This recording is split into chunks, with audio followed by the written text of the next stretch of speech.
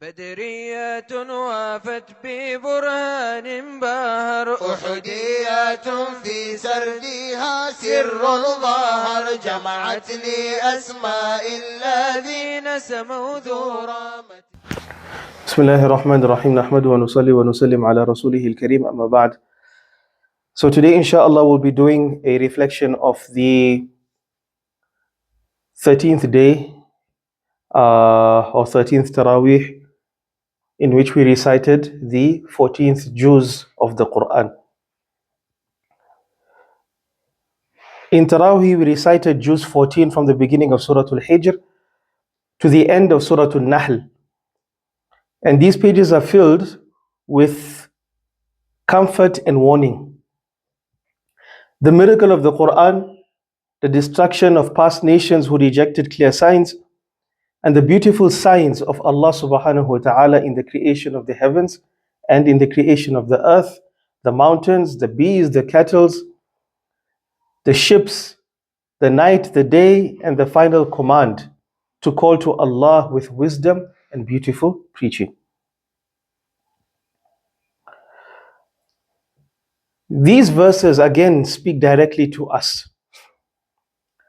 It speaks directly to the feeling that our small community sometimes may be too tiny to make a difference. It speaks to rejection. When people reject us for the guidance that we have chosen, the daily struggle to see Allah subhanahu wa ta'ala's signs in our day-to-day life, and the pressure to respond to criticism or mockery with anger instead of wisdom and hikmah. Now let us choose a few verses from this book and see how they speak to us and what message they convey.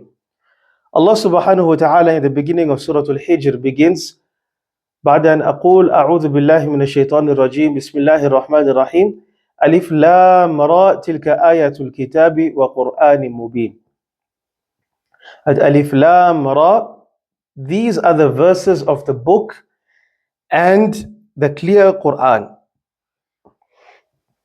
Now Ibn Kathir mentions that تلك آية الكتاب وقرآن مبين أي هذه آيات الكتاب المبين الذي يبين الحق من الباطل والهدى من الضلالة. That these are the verses of the book, the clear Quran, meaning these are the verses of the clear book which distinguishes truth from falsehood and guidance from misguidance.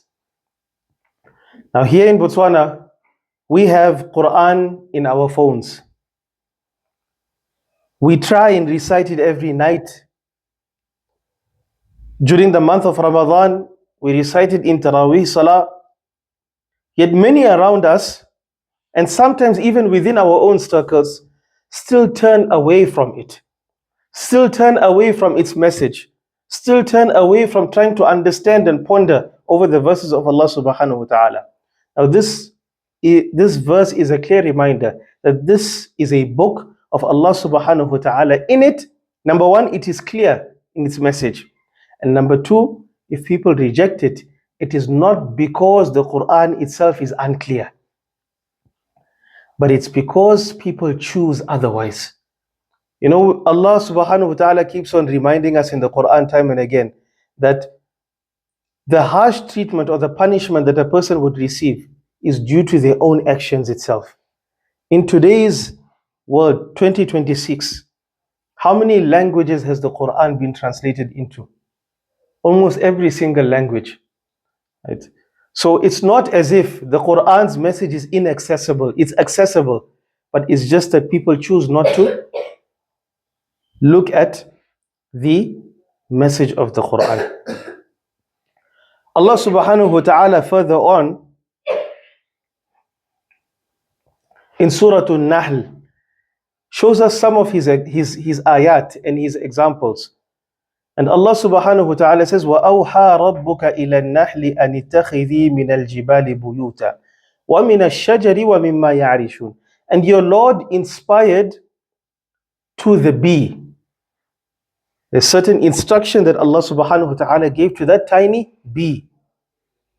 And when you look at the bee, it looks so insignificant. Allah subhanahu wa ta'ala said, Anittakhidhi min al-jibali buyuta. Take for yourself among the mountains a house. Go to the mountains or the high places, and what do? Establish a beehive.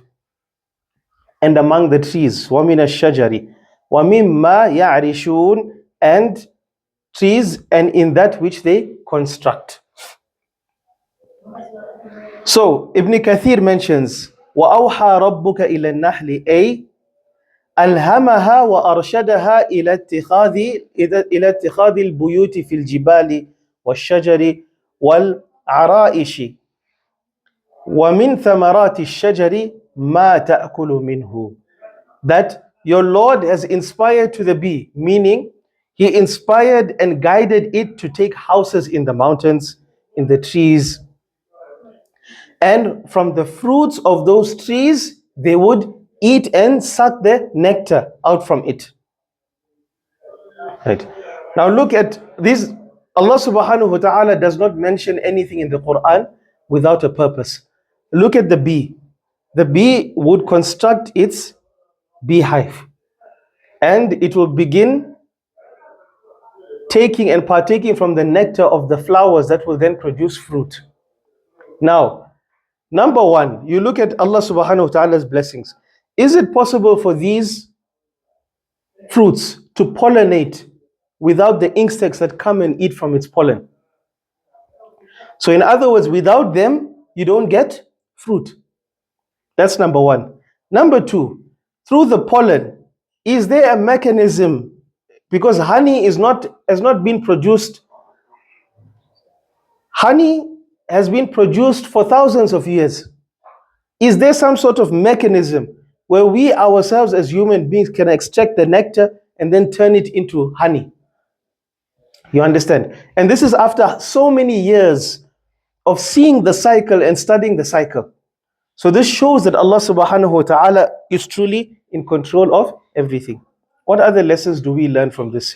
That even though bees are not as common as in other places, we see Allah subhanahu wa ta'ala's miracle in every living creature. Here Allah tells us, look at the bees, but in reality, look at the entire creation, everything that Allah created.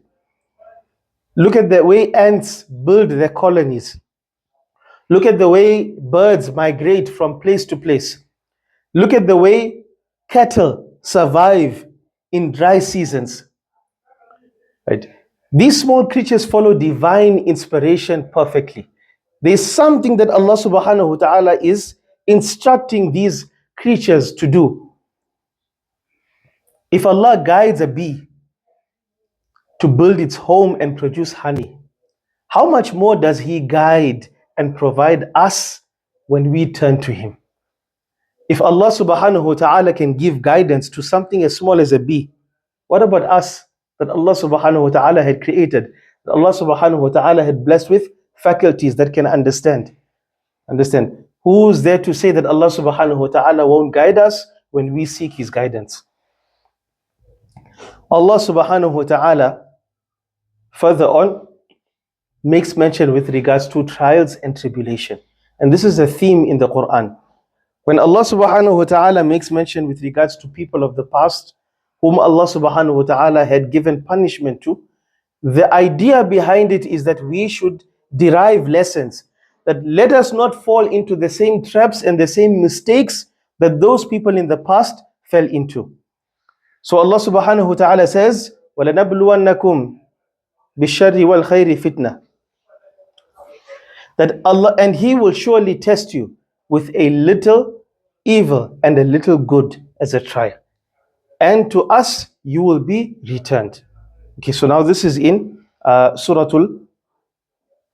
It's in Suratul Anbiya, but the theme is also echoed in Suratul Nahl. The same principle. وَلَنَبْلُوَنَّكُمْ بِالشَّرِّ وَالْخَيْرِ فِتْنَةً أي بالضراء والسراء والمرض والصحة والفقر والغنى ليعلم الصادق من الكاذب.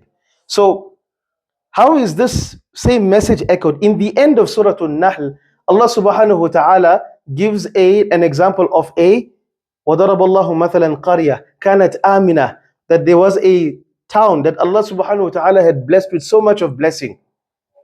But what happened is فَكَفَرَتْ بِأَنْعُمِ اللَّهِ, that they disobeyed Allah subhanahu wa ta'ala. فَأَذَاقَهَا اللَّهُ لِبَاسَ الْجُوعِ وَالْخَوْفِ بِمَا كَانُوا يَصْنَعُونَ. Allah subhanahu wa ta'ala enveloped them with poverty and punishment. Allah subhanahu wa ta'ala made them reduce their status in society. So why does Allah subhanahu wa ta'ala do this? A person may ask. And number one, Allah subhanahu wa ta'ala sent us in this world telling us that He is going to test us. Why? As Ibn Kathir mentioned, لِيَعْلَمَ الصَّادِقَ مِنَ الْكَاذِبِ. So Allah subhanahu wa ta'ala can distinguish those that are truthful to those that are lying. Those that claim that they have faith and those that truly have full conviction and true faith. May Allah subhanahu wa ta'ala make us amongst them. So what are the lessons that we learn from this? Number one, the Quran is clear in its message. Rejection is not due to its ambiguous message. The Quran is not ambiguous, it's clear. The rejection comes due to a person's own choosing. Allah subhanahu wa ta'ala teaches us to look at His creation. Allah subhanahu wa ta'ala taught us, look at how He inspires the bee. And in that we understand, look at the different insects that Allah subhanahu wa ta'ala has created, the different creatures, right? All with a unique calling and all with different instructions on how to live and survive. And then Allah subhanahu wa ta'ala in the end taught us that both good and evil, bad trials, are all from Allah subhanahu wa ta'ala. Why does Allah give us these exams and these trials? Is to distinguish from those that are good and those that are bad. We ask Allah subhanahu wa ta'ala to grant us the understanding. Wa akhiru da'wana and alhamdulillahi rabbil alameen. Assalamu